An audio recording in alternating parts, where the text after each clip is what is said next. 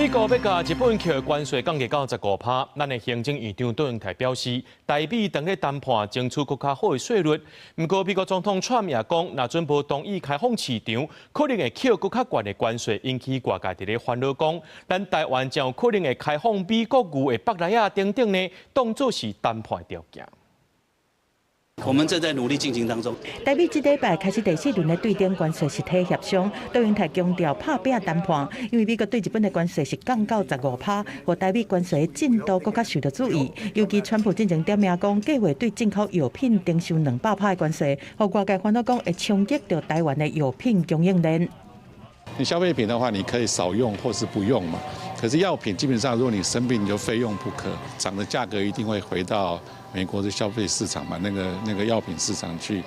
但专门认为讲药品关税对台湾市场的直接冲击相对较小，但是主要的冲击会是全球药品的供应链，有可能出现药品无法度稳定供货的风险。除了药品和半导体的关税，在野电影阁烦恼讲，开放美牛来从含甲肉进口和放宽美猪来克多巴胺这容许量变作谈判条件。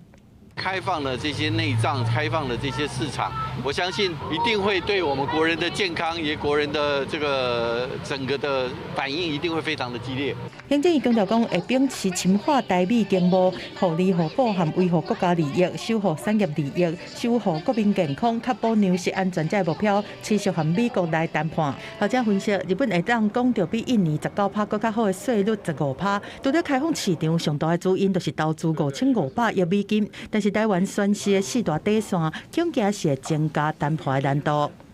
我们可以强调，就是说，我们去投资美国是生产那个美国没有办法生产的东西啊。那日本去投资美国，它生产的东西是美国本来就有的技术。好，我们应该要强调这一块。